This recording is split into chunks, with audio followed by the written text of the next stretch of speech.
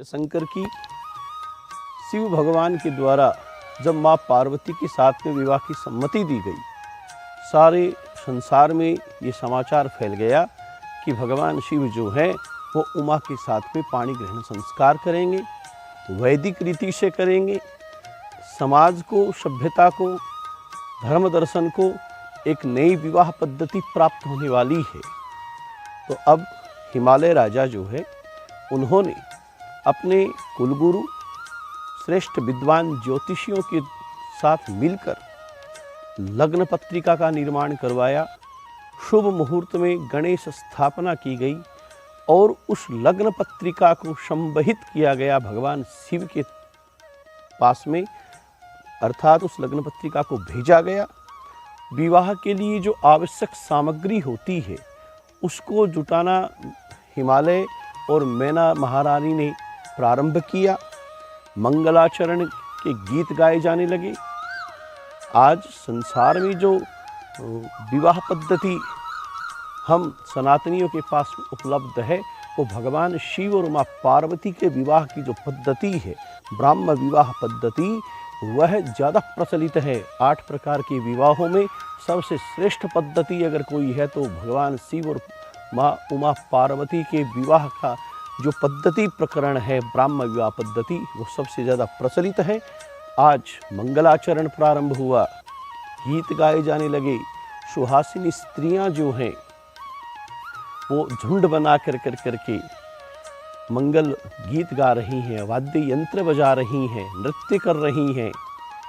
पर्वतराज हिमालय ने अपने सभी अनुचर पर्वतों को, अपनी परिधाराओं से बहने वाली सभी नदियों को अपना परिवार मानकर, सारे पर्यावरण और प्रकृति को अपना स्वयं का समझकर निमंत्रण दिया।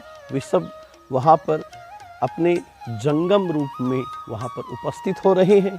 और अब विश्वकर्मा को बुला करके बारात आएगी, अनेक देवी देवता लोग उसमें आएंगे। तो उनके जनवासे के लिए, उनके रहने के लिए विश्वकर्मा के द्वारा दिव्य भवनों का निर्माण करवाया जा रहा है। पूरे नगर को सजाया जा रहा है। आज हिमालय राजा जो रत्नों की खान है, इस धरा और पृथ्वी का एक सेतु बनकर करके खड़े हैं। वो अपने पुत्री उमा के विवाह की विधिवत तैयारियां कर रहे हैं और सारा समूह, सारा परिवार, जन नाती समुदाय उनका वहाँ पर एकत्रित हो चुका है। लग्न पत्रिका भगवान शिव के पास में पहुंची। भगवान शिव ने सहर्ष शिरोधार्य किया उस लग्न पत्रिका को और अपनी तरफ से नारद जी महाराज को बुला करके उन्हें निर्दिष्ट किया कि आप सभी देवी देवताओं को, सभी ऋषि मुनियों को, सभी आचार्यों को, सिद्ध लोगों को, विशिष्ट लोगों को, विद्वान लोगों को मेरी बारात में चलने के लिए निमंत्रित करके आइए, मेरी तरफ से उनको आमंत्रण दीजिए। नारद जी महाराज सबके पास में भगवान शिव का निमंत्रण देते हैं। और अब शुभ लग्न को शोध कर, ग्रहों की पूजा कर, क्योंकि जब सती के साथ में भगवान शिव का विवाह हुआ था उस समय उन्होंने ग्रहों की पूजा नहीं की थी। आज भूलोक पर रहते हुए अंतरिक्ष के, खगोल के ये जो ग्रह हैं वो कितने प्रभावशाली हैं, सुपरिणाम या दुष्परिणाम देते हैं, यह नियामकता सिद्ध करते हुए भगवान शिव ने ग्रहों की पूजा की। शुभ लग्न में वो अपने निवास स्थान कैलाश पर्वत से अपने सभी बारातियों को साथ में लेकर, उनके सारे गण, चाहे वो खणमुख हो, शुकेश हो,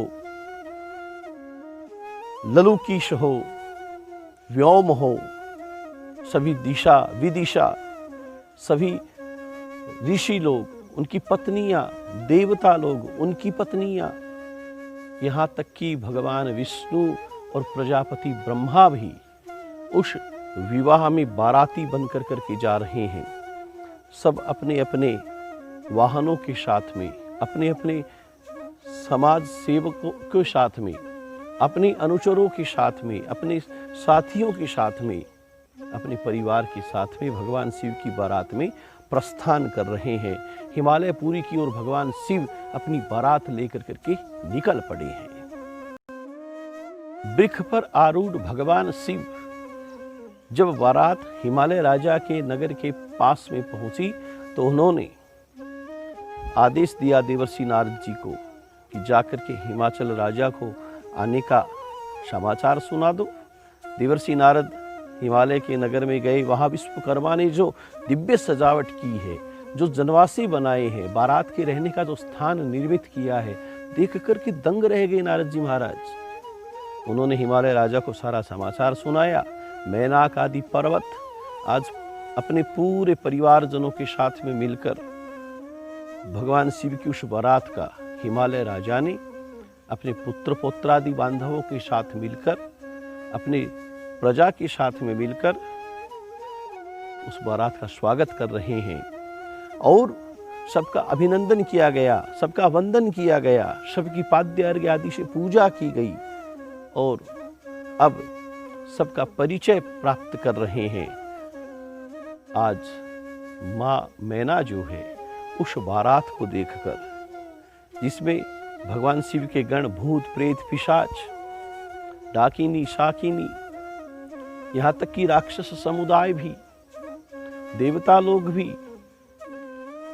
और उस बारात में को मुख, किसी के इतने मुख कि वो गिने नहीं जाएं, कोई मुखहीन और बड़ी विचित्र अवस्था वाले जो देव और राक्षस प्रकृति के गण हैं भगवान शिव के, वो देख कर करके मैना ने भय के मारे मूर्छा प्राप्त कर ली। माँ मैना को मूर्छा आ गई कि ये क्या बारात लेकर के आए हैं। भगवान शिव जटाओं का मुकुट बना रखा है, गंगा उसमें विहार कर रही है, मस्तक पर चंद्रमा सुशोभित है, सारा शरीर नीला दिखाई पड़ रहा है, सर्पों की माला पहने हुए हैं, मुंडमाला धारण किए हुए हैं, रुद्राक्ष धारण किए हुए हैं और त्रिपुंड धारण कर रखा है। आज ऐसे वर को देखकर, ऐसे वर की बारात देखकर मैना को मूर्छा आ गई। हिमालय राजा ने शुभ जल के साथ में सिंचित करते हुए मैना को होश में ला कर करके समझाया कि शिव है, इनका ये दिव्य स्वरूप है। मैं किसी भी हालात में अपनी पुत्री का विवाह ऐसे वर के साथ नहीं करूंगी और ये जो बारात आई है, इस बारात का कोई स्वागत नहीं होगा। भगवान शिव के विवाह में एक मजाक के तौर पर एक ऐसा वातावरण निर्मित हो रहा है कि उसमें जैसे रुकावट आने वाली हो, लेकिन भगवान शिव तो कर्पूर गौरम करुणावतारम संसार सारम भुजगेंद्रहारम, वो गौर वर्ण है, गौरी शंकर हैं। आज अपने दिव्य स्वरूप का भगवान विष्णु ने कहा कि अगर आपको दुल्हन चाहिए ना, क्योंकि मित्र हैं, बराबरी का संबंध रखते हैं, उन्होंने हास परिहास किया कि देखिए भगवान शिव अगर दूल्हा बन करके आ गए, अब दुल्हन और उनके परिवार वाले मना कर रहे हैं कि विवाह नहीं होगा, और विवाह करवाना चाहते हैं तो दिव्य स्वरूप धारण कीजिए। आज दिव्य कांति में रूप धारण किया भगवान शिव ने, और मैना और उसके पूरे परिवार ने, उसकी पूरी प्रजा ने, हिमालय राजा ने भगवान शिव के उस रूप का जब दर्शन किया तो सब सम्मोहित हो गए।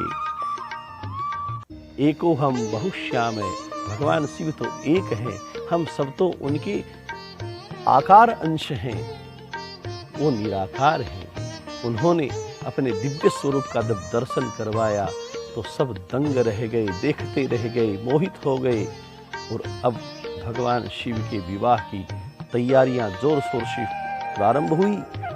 सबका स्वागत सत्कार किया गया, आतिथ्य सत्कार किया गया, सबको जनवासी में ठहराया गया। जय शंकर की।